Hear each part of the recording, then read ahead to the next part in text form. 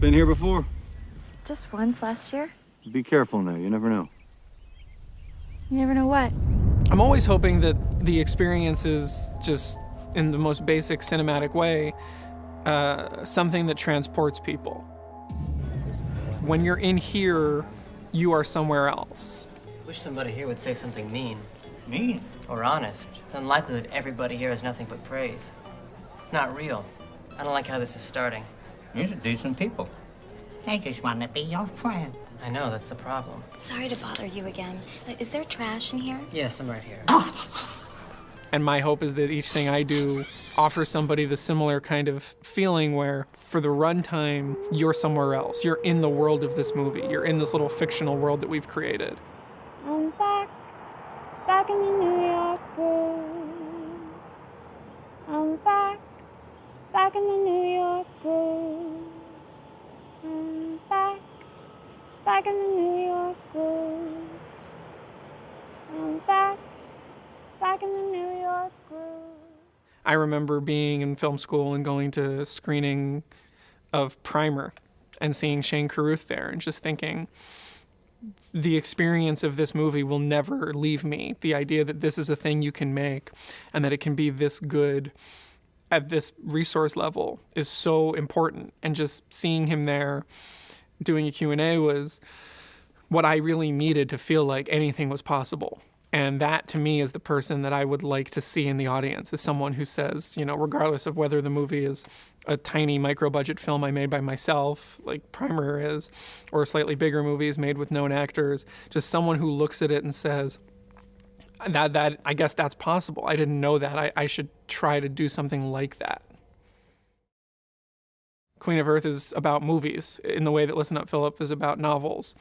And to me, it's more fun to kind of always be on the move and always be looking for the thing that will inspire the next movie rather than recycling things that inspired the last two.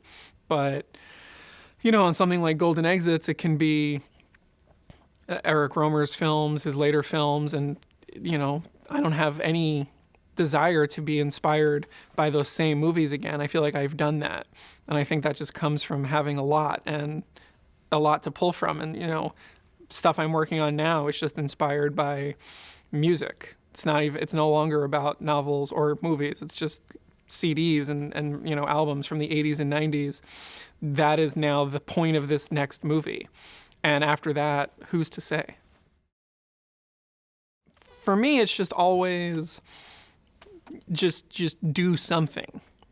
I've seen a lot of people falter and just get hung up on the idea that the execution of something, especially early in your creative output, must be everything you're capable of. And I know a lot of people who had that mentality and sort of used it as a hindrance to ever become productive. And most of my friends and peers who I've come up with, their first piece of work is shambolic and handmade looking and very rudimentary. And the second piece is less so. And the third piece is approaching greatness. And this is only possible because you've just come up with a craft. For some reason, people in an artistic pursuit have this idea that does not exist in something like athletics or culinary arts, that whatever you do at first has to be great. Nobody on a athletic track thinks that your first season you have to be an MVP.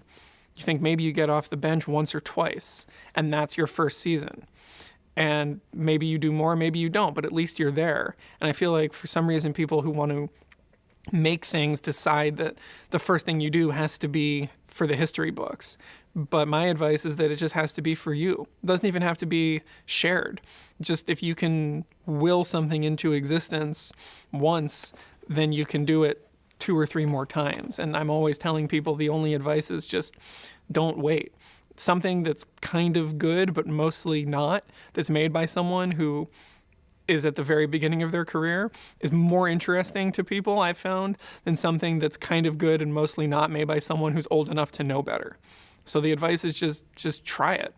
Because my first movie is what it is. It's very small, it's very simple. I made it when I was 23. If I tried to show people that movie made by a 30-year-old, nobody would have said, I bet this person could do something better.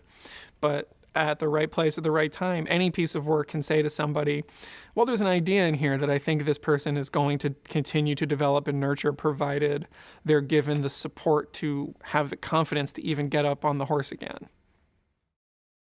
I love the idea of any institution that creates a sort of ongoing dialogue with a community where if I lived here looking at the calendar, I would just be here 3 or 4 days a week instead of being at 3 or 4 different places 3 or 4 days a week.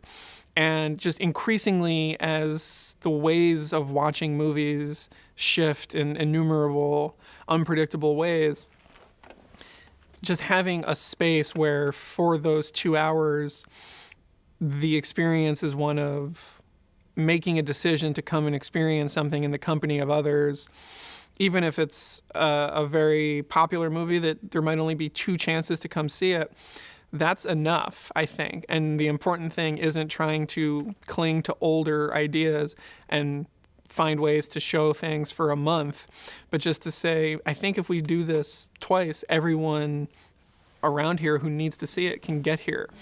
And that sort of preservation, I think, is just part of evolution of how people can come and experience things together.